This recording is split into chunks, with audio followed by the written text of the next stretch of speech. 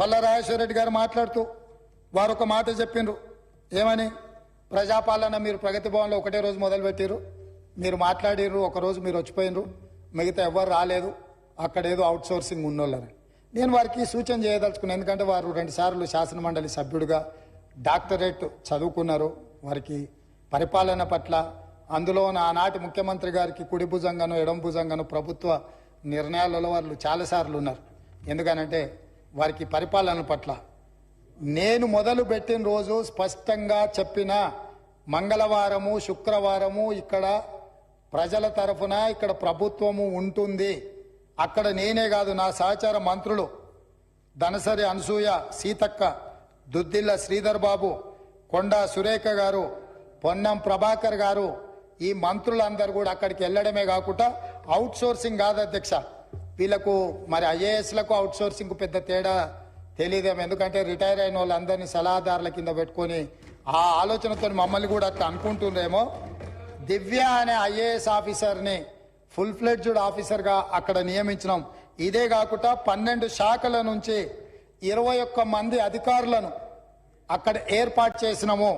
అదేవిధంగా అక్కడ హౌసింగ్ అంటే అక్కడ వచ్చే మెజారిటీ సమస్యలు ప్రజలు వస్తున్నాయి, ధరణి లేకపోతే హౌసింగ్.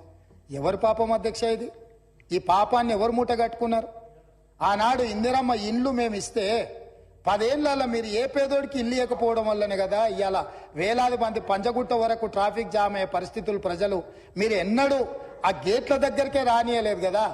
15 ఫీట్ల ముళ్ళ కంచెలేసి అడ్డం పెట్టి పోలీసుల పహారాల మధ్య మీరు కాపలా కాసి తెలంగాణ వాడు అనేటోడు ఎవడు ఆ వైపే కన్నెత్తి చూడకూడదని అడ్డుకొని కార్పొరేట్ కంపెనీలోళ్ళు పెద్ద పెద్ద కార్లలో లోపలికి బాజాప్తో వస్తుంటే తెలంగాణ బిడ్డలు తెలంగాణ కోసం త్యాగం చేసిన వాళ్ళు రోడ్డు పక్కన ఆ పక్కన దోషులాగా నిలబడి అర్ధాకలితోని చూస్తుంటే పెద్ద పెద్ద ఎంపాల కార్లలో మీ దాంట్లోకి లోపలికి వచ్చి పోతూ ఉంటే వాళ్ళకేమో రాజస్వాగతం పలుకుతూ వీళ్ళని మాత్రం హీనంగా చూసిన రోజులు పోయి అక్కడుండే 15 ఫీట్ల ముళ్ళ కంచెల్ని 7 తారీఖు నాడే బద్దలు కొట్టినము.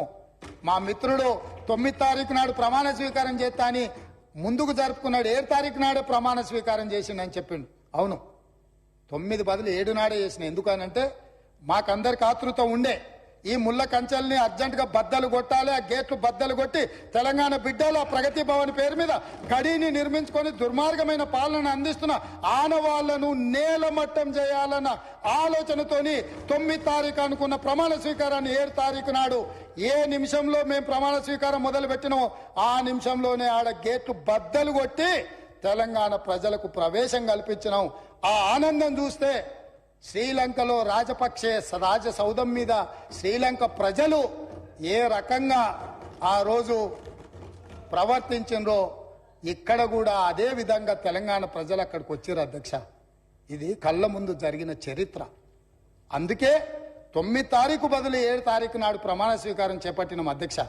ఈ ముళ్ళ కంచెల్ని బద్దలు కొట్టడానికే ఆ గేట్లు బార్లా తెరిచి మా తెలంగాణ బిడ్డలు అందులోకి రావడానికి. ఎందుకంటే వాళ్ళ రక్తాన్ని చెమటగా మార్చి కట్టిన పన్నులతో కట్టిన సౌదాలు అవి మీకు శ్వేత సౌదాలేమో కానీ మీరు ఏ సౌదాలని మీరు అనుకుంటున్నారో మాకు తెలియదు.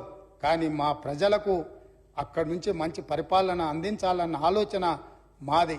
అందుకే మేము దానికి జ్యోతిరావు పూలే పేరు పెట్టినాం అధ్యక్ష. బలహీన వర్గాలకు ఆరాధ్య దైవమన సామాజిక న్యాయానికి ప్రతీకైన జ్యోతిరావు పూలే పేరు దానికి పెట్టి అక్కడి నుంచి మంచి పరిపాలన అందించాలన్న ఆలోచన చేస్తున్నాం. కనీసం వాళ్ళనైనా ఆ నిర్ణయానైనా మీరు అభినందిస్తారేమో అనుకున్నాం, కానీ ఎందుకో మరి మీకు మనసు రాలే. అదేవిధంగా